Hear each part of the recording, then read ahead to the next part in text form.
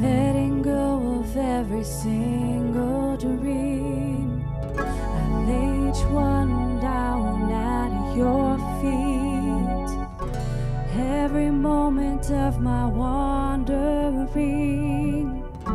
never changes what you see. I've tried to win this war, I confess. My hands are weary, I need your rest. Mighty warrior, king of the fight. No matter what I face, you're by my side. When you don't move the mountains, I'm needing you to move. When you don't part the waters, I wish I could walk through. When you don't give the answers, as I cry out to you, I would trust, I would trust, I will trust in you.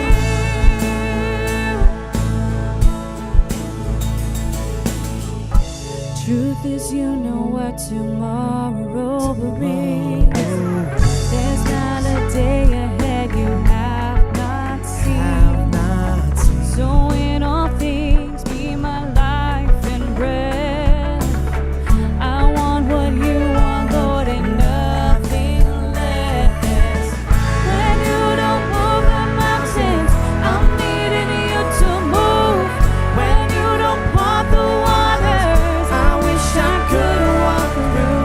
When you don't give the answers, as I cry out to you, I would trust, I would trust, I will trust in you. I would trust in you.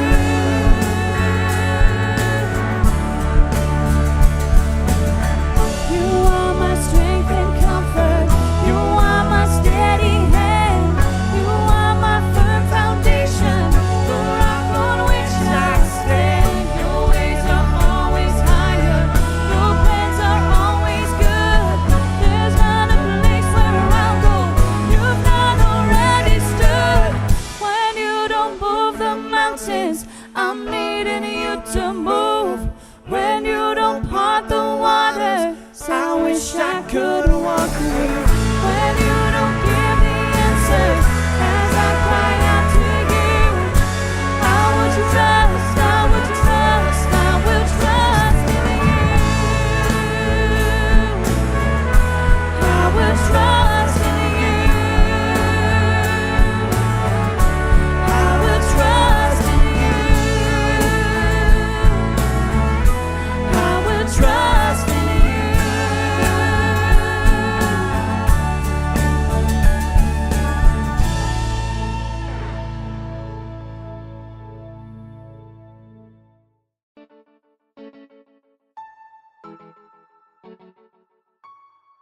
All right, I like how you got it all set up and now I'm moving it. No worries. Hey, we're so thankful that you have stopped on your Facebook feed to join us for worship today. We have a fantastic guest speaker today, a friend. He and I used to work together in radio, and now he lives far away in the frozen north of Duluth. Is the lake unfrozen at this point? Mostly. Mostly? Really? Gosh, okay. Anyway, my friend Karl DeRocher. Karl, I'm going to pray for you, and then you can do your thing, and we're excited to hear what you've got for us today. Let's come on over here so I can get you. I can get you. Father, thank you for today. Thank you for Karl and his gifts and his talents. Lord, what you've put on his heart, and as he shares with us today, Lord, help us to trust you more. Help us to believe your word. Give us faith to lean into everything you've got for us, Lord. Help us not to settle. Lord, I pray a blessing on Karl. Lord, speak through him. Lord, I pray that each and every person that pauses on the Facebook feed today would just encounter you through the words you've given Karl. Lord, speak through him. We just ask your Holy Spirit to continue to move in this place, and we thank you for what you're going to do in advance. Amen. All right, no pressure, buddy. Thanks, Chaz. All right, and feel free to adjust these things here. Okay. There. A pleasure to be with you today. Invitation to speak, and what immediately came to my mind was Hebrews, and talking about faith. And it's interesting because faith is so central to our Christian faith. We are the people of faith. It's what we do. But faith is weird. It's one of those words that's kind of a word that doesn't define words. It's kind of like you look for a black hole. You look for what's around the black hole, and that kind of points you to it. And that's kind of the thing with faith, too. Like, faith isn't this, like, thing that we do or this tower that we build. It's more of something inside of us that we have to find. Well, thinking of faith, my mind immediately goes to Hebrews 11, 1 through the whole chapter, the Hall of Fame of Faith. But I'm going to just start at the beginning here, 1 through 3, NIV if you're following along. Now faith is confidence in what we hope for, and assurance about what we do not see. For this is what the ancients were commended for. By faith we understand that the universe was formed at God's command, so that what is seen is not made out of what is visible. So we talk a lot about faith. Well, what does faith really mean? I remember going back to my childhood days in the Lutheran church back home, there was a song we'd sing in Sunday school, and the chorus said, "Add a little faith, subtract all your doubt, and watch it all work out." It just seems so simplistic. Some people it seems so easy. They have this faith thing, and it just seems amazing just to come out of who they are. But I don't know, in my life, faith can definitely be more of a struggle. It's not something that just happens. It's more of something you have to find. Faith, it's this confusing concept, the step into the unknown, a moving forward when you don't know what's ahead.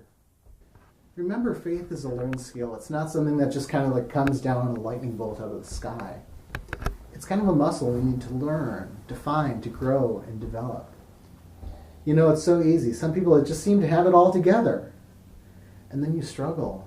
And maybe you kind of find yourself on the outside. You're like, okay, is there something broken with me? Why does faith look so easy for them? It's so hard for me. There's a season in my life, and it's like this disappointment, this thing I thought God had called me so clearly to, and then it's just gone. I did it. I took a step of faith. It didn't work out. Is there something wrong with me? Is the world out to get me? What's going on? It doesn't really help when you look at this Hall of Faith, the Faith Hall of Fame, this verse we looked at in Hebrews 11. Because, I mean, these are the superstars. These are the trading cards of faith. Like, you look up faith in the dictionary, that's who these people are. You've got Noah, just a regular guy, talking to God, and all of a sudden God's like, okay, build a boat. Noah's like, hey, sweet, I get a boat. So what are we thinking, like 13 feet, 20 feet, houseboat maybe? God's like, no, bigger. Huge thing of faith. Noah builds the ark. He saves the world. He saves the animals. That's a big faith thing. It wasn't supposed to work out at all. It worked out perfectly for him. Or we look at Moses, this child of destiny who's born in faith himself. It's dark times in the land of Egypt. The rules are such that baby boys have to be killed. But his mom's like, no, we'll have none of that. An act of faith, his mom takes the baby Moses, puts him in a basket, and puts him in the river, that somehow, not knowing how at all, but he is going to be saved. His faith brings him into the kingdom of Pharaoh. He's raised as a prince. And this man, this guy of destiny, goes on to save the whole Jewish nation. They are stuck in slavery, and he and God work together, and they are delivered. It's this weird, amazing, miraculous thing. You forward the story a little bit, and you have Rahab. The people of Israel have come through the desert. They're about to go to this land that God has promised them, the place that their faith brought them. They're standing on the edge, but they're just this motley crew, and there's walls ahead. There's cities, there's tough guys. It's not a good situation. So what do? They go, they scope it out, see what's going on. Well, the spies get themselves into some trouble, and yet there's a person of faith there in the city. She saves them and says, you know what? My faith is such that I know how this story ends. I know that God is with you, and that you are going to be victorious. So I'm going to save you. When you come, when this is your place, make sure there's a space for me too. How do we find faith like that? It seems like such a dualism, like either or, black or white. Either you have this incredible faith, you can tear down a mountain, or you're doubting Thomas. Well, let's take a look at Thomas. Here, looking at, reading from John 20, 24 through 29. So the other disciples told him, Thomas, we have seen the Lord. This is after the crucifixion. This is very dark times, kind of the story of Easter. We're here. The disciples have seen, Thomas hasn't seen yet. And he says to them, unless I see the nail marks in his hands, I put my fingers where the nails were, and I put my hand in his side, I will not believe. So the story rolls forward. Thomas sees Jesus, my Lord and my God. And Jesus told him, because you have seen me, you have believed. Blessed are those who have not seen and yet still believe. So it's interesting. Faith isn't just like this thing we either have or don't have. It's a growing experience. It's a learning experience. And sometimes we have to realize, like, our expectation of the perfect faith, that's really, really unrealistic. So what does it mean to look like? What does it look like to live by faith? You know, you have this unrealistic expectation. It's like either success or despair, especially in disappointment. We've got this Western dualism, either or, either you're in or out. Get on the bus, make a decision. But it's not quite like that. You see, the Bible is this amazing story that unfolds. And what's so cool about the Bible is it actually includes real human characters. It's not the superheroes out here to save the world, average Joes, you and I, who get things done. Let's roll back a little bit through the Hall of Faith. So Noah, this guy who saves humanity, he saves all the animals. Road trip and a petting zoo in one. Just great. Probably not for me, but I'm sure it was great. So he has skills as a farmer. So he lands, everybody's happy, everybody's out doing their thing, and he plants a vineyard, and he grows some grapes, and he makes some wine, and he has a little bit too much wine. And I won't share the whole story here, but it leads to some very, very difficult family dynamics. Just a regular guy. Amazing faith, regular guy. Or let's look at Moses, the deliverer of the Hebrew people, bringing them out of slavery in Egypt. He's this child born with destiny. He has such a clear sense in his mind. Even though he lives in privilege, he has all he needs. He connects with his Hebrew brothers and sisters. He loves them. He cares for them. And as a young man, he goes out and he sees one of his fellow countrymen being mistreated. And what does he do? He runs ahead of where God has him. He kills a guy. I mean, he gets caught. He has to go into exile. A very human thing, but that's part of God's plan too, because through that, like out in the wilderness, out when everything is collapsed, everything's fallen apart, that's where God meets him. That's where God plants the seed for the thing that's coming next. Or Rahab. The story of Rahab is very interesting if you look it up in your children's Bible, because it says she is an innkeeper, and it seems like a very noble and just very nice thing to do. She may have been in a more adult business, and as such, she was in a position to entertain various strange gentlemen and not be questioned. But you see, that's not what God looks at. He doesn't look at the resume and say, oh, nope, sorry, faith doesn't work for you. She's welcomed into the story, part of God's plan, part of God's provision. Somebody on the outside actually shows us how things should be done. And so we look at the story. If you look in Matthew 17, 14 through 21, it's this interesting story. A guy comes to Jesus just desperate. His son is possessed by a demon. The demon will take control of his son and throw him into the fire, throw him into the water, doing harm to the boy. And Jesus says, you know what? Because of your faith, the child is healed. And everybody kind of rounds up later. The disciples are talking about Jesus, kind of like, hey, what's going on? The disciples say, why couldn't we heal him? Very interesting that the disciples had seen Jesus healing other people. And they tried to do it too, but it didn't work this time. Jesus says, you know what? This kind can only come out through prayer. Sometimes we have like a broken word of prayer. We think it's just the words we say to God. But prayer is more like a deep, reflective lifestyle. It's that lifetime of devotion and faith. Faith in practice. And it wasn't that the disciples didn't have enough faith. They weren't ready for this task yet. And Jesus doesn't say like, oh, shame on you, you messed it up. 10 laps, take them. No, it's just another teaching opportunity, another chance to grow. And if we think we look at like the perfect Facebook faith of others, like the pictures of everything working out, that's never the whole story. Do you watch DIY on TV? Seriously, life is not like that. I've done some work on my home, and it's not 20 minutes to happily ever after. Everything is beautiful. It's hard work, it's sweat, it's dust, it's disappointment, it's figuring out how to get things done. Like that's what DIY is, and like that's what faith is too. It's like figuring out how we connect with God, how we see Him when everything else isn't looking right, and how that keeps us going forward. So what do? We live by faith. And I looked at Peter here from John 18, 1 through 6. And Peter's like the guy. He's the ambitious overachiever. He's always like the front guy, the first guy. Peter's like, you know what, Jesus, this thing you're doing, I'm on board 100%, count me in. And Jesus is like, hey, Peter, you know what? Take a beat. Like, there's a lot going on here. You don't understand all of what's going on. Just hang back. Be careful what you promise. You might not be able to deliver. And so Easter, we're looking forward to Easter, the time we remember the death of Christ. And that's when the story happens. Peter's there, and things are going south. The soldiers are coming to arrest Jesus. And Peter whips out his sword, chops off a guy's ear.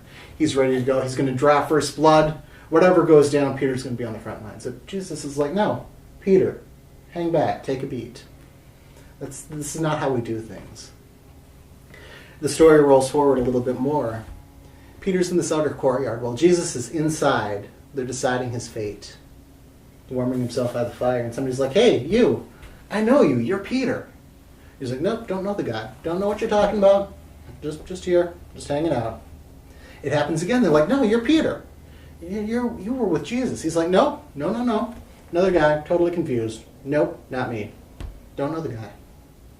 It happens again. Someone's like, no, you are Peter. I can tell by your accent. You're Galilean. You've been with Jesus. He's calling down curses upon himself, saying, no. So Peter meets with the risen Christ. I would feel horrible there. What happens? Jesus says, Peter, do you love me? Feed my sheep again and again and again. You see, God working faith in our lives isn't him coming to beat us up, to show us how it's done. It's walking with us, showing us the way.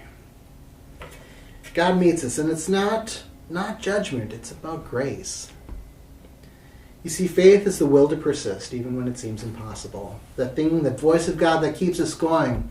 What does that voice of God sound like? It's powerful, it's kind, and that voice is always geared towards redemption. So think about that. God's your advocate. Why are you accusing yourself? Why are you beating yourself up because your faith is not perfect? You know, my latest DIY project, I'm working on refinishing a hardwood floor.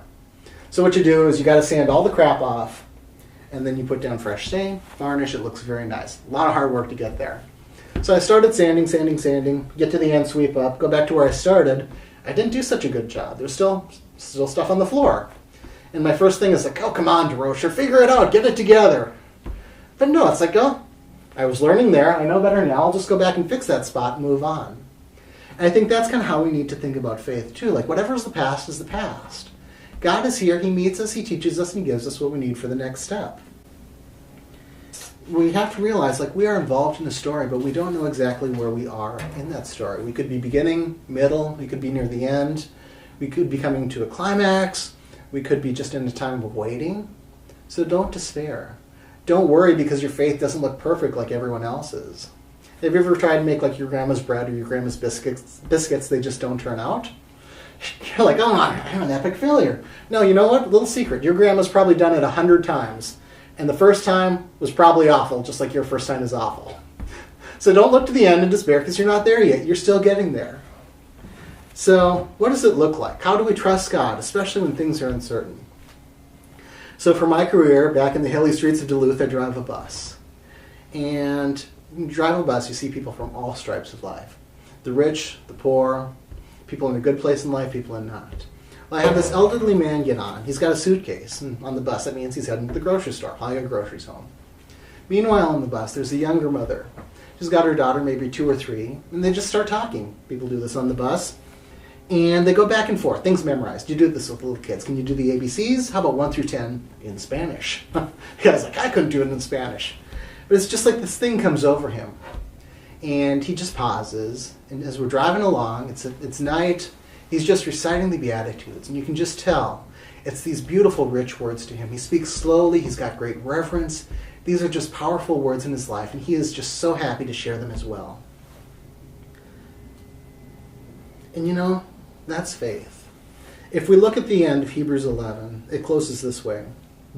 All these people in the Hall of Fame, were commended for their faith, yet none of them received what they've been promised, since God had planned something better for us, so that only together with us would things be made perfect.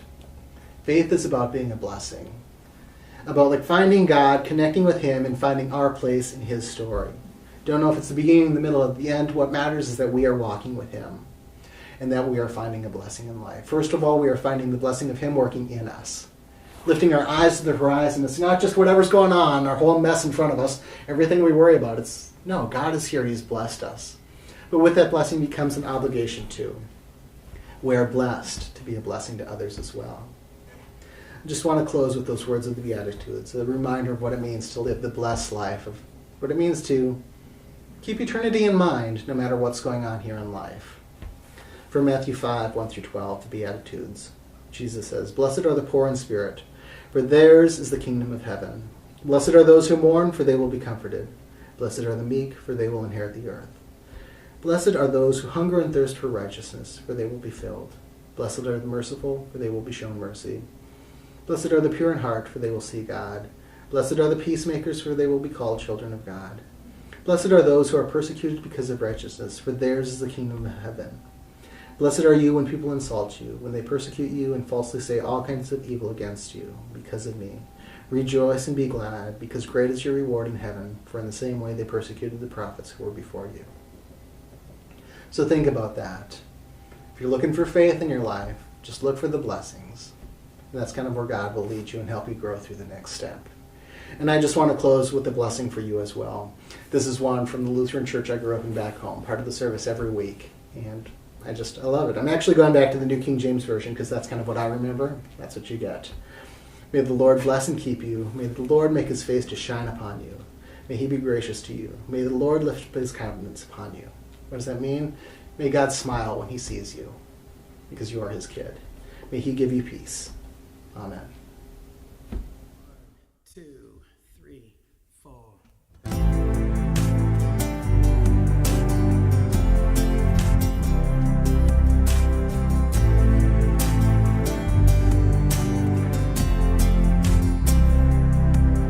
Let the King of my heart be the mountain where I burn, the fountain I drink from. Oh, he is my song.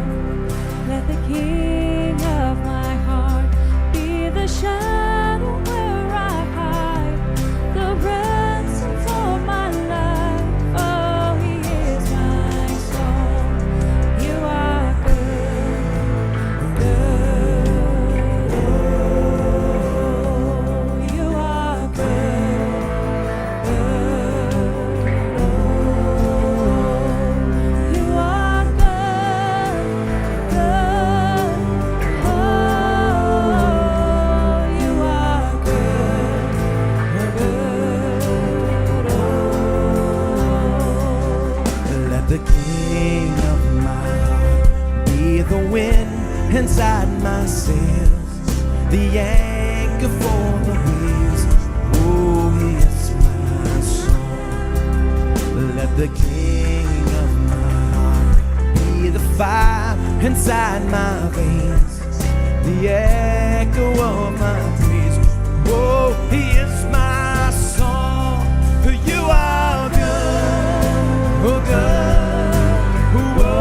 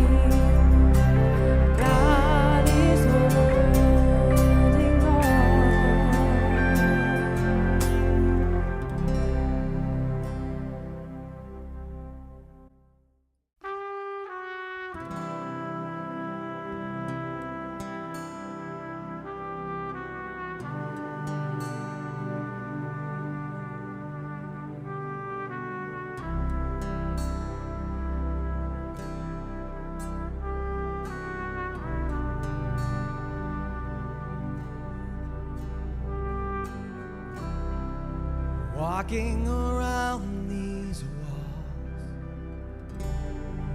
I thought by now they'd fall, but you have never failed me yet.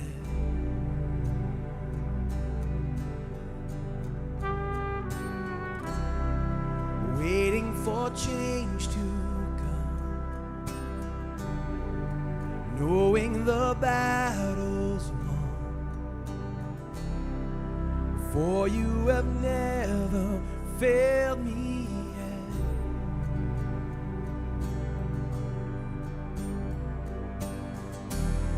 Your promise still stands, great is your faithfulness, faithfulness.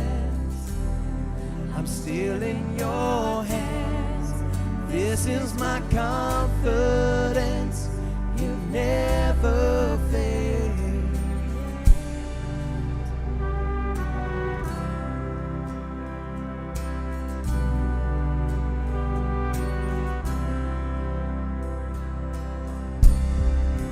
I know the night won't last,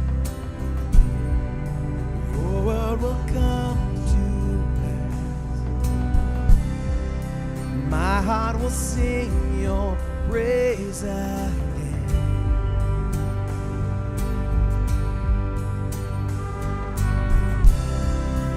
Jesus, you're still enough. Keep me within your love. My heart will sing your praise again.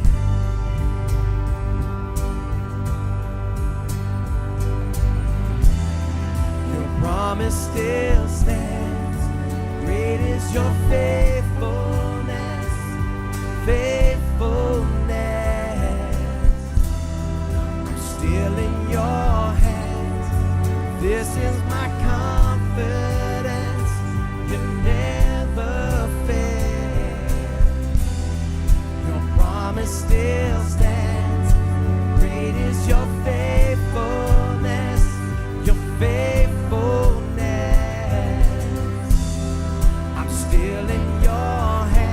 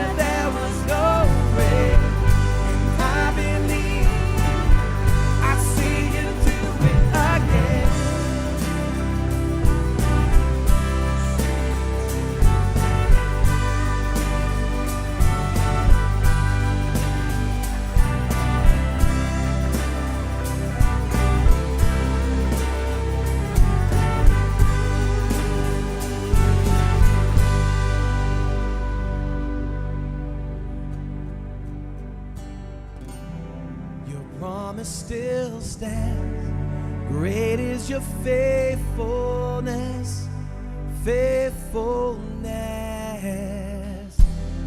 I'm still in your hand, but this is my confidence. You never fail. Your promise still stands. Great is your faithfulness, faithfulness. I'm still in your hands. This is my confidence. You never fail.